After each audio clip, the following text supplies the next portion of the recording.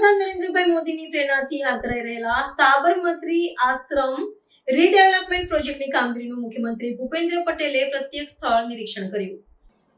વડાપ્રધાન નરેન્દ્રભાઈ મોદીની પ્રેરણાથી હાથ ધરાઈ રહેલા સાબરમતી આશ્રમ રીડેવલપમેન્ટ પ્રોજેક્ટની કામગીરીનું મુખ્યમંત્રી ભૂપેન્દ્ર પટેલે પ્રત્યક્ષ સ્થળ નિરીક્ષણ કર્યું.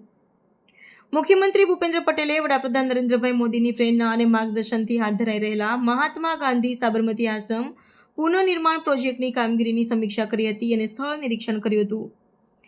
વડાપ્રધાને 2024માં 12 માર્ચ દાંડી કૂચ સ્મૃતિ દિવસે આ રીડેવલપમેન્ટ પ્રોજેક્ટનો કાર્યારંભ ભૂમિ વંદનાથી કરાવ્યો હતો. મહાત્મા ગાંધી સાબરમતી આશ્રમ મેમોરિયલ ટ્રસ્ટ દ્વારા અંદાજે 55 એકરમાં રીડેવલપમેન્ટ કામગીરી હાથ ધરાઈ રહી છે. મુખ્યમંત્રી આ કામગીરી પ્રગતિની વિગતો મેળવવા માટે મુખ્ય સચિવ પંકજ જોશી સાથે આશ્રમની મુલાકાતે ગયા હતા. મહાત્મા ગાંધી સાબરમતી આશ્રમ મેમોરિયલ ટ્રસ્ટના executive councillor chairman IP Gautam અને ખાસ ફરજ પરના અધિકારી આઈકે પટેલે મુલાકાત દરમિયાન મહાત્મા ગાંધી સાબરમતી આશ્રમનું પુનઃનિર્માણ પ્રોજેક્ટ અંતર્ગત ચાલી રહેલી કામગીરીની વિગતો પૂરી પાડી હતી. આ મુલાકાત દરમિયાન મુખ્યમંત્રીએ જૂના મકાનોના રિસ્ટોરેશનની કામગીરીનું નિરીક્ષણ કરીને પૂર્ણ થયેલા કામો અને પ્રગતિ હેઠળના કામોની સમીક્ષા કરી હતી. તેમણે સોમનાથ છાત્રાલય, 10 ઓરડી, વણિક પરિવારની ચાલી અને આશ્રમ શાળા જેવા મકાનોની કામગીરી નિહાળી હતી.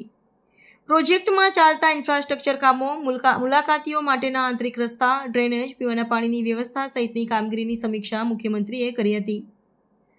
આશ્રમની મુલાકાતે આવનારા પ્રવાસીઓ માટે નિર્માણ થનારી પાર્કિંગ સુવિધા, પ્રવેશદ્વાર, ફૂડ કોર્ટ, આશ્રમના પુનઃનિર્માણ પામી રહેલા વિવિધ વિભાગો અને ઐતિહાસિક મહત્વ ધરાવતા સ્થળો પર ચાલતી કામગીરી વગેરેની સમીક્ષા કરીને જરૂરી માર્ગદર્શન આપ્યું હતું.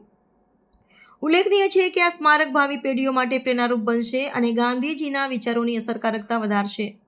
અહીં ગાંધીજીના દિવ્ય જીવન અને આશ્રમના ભવ્ય વારસાને દર્શાવતા માહિતીપ્રદ પ્રદર્શનોની સાથે જ પૂજ્ય બાપુ દ્વારા સાબરમતી આશ્રમની શરૂ કરવામાં આવેલા સત્યાગ્રહ અને સ્વાતંત્ર્ય સંગ્રામને દર્શાવતા ઇન્ટરેક્ટિવ પ્રદર્શનો પણ મુલાકાતીઓએ નિહાળી શકશે.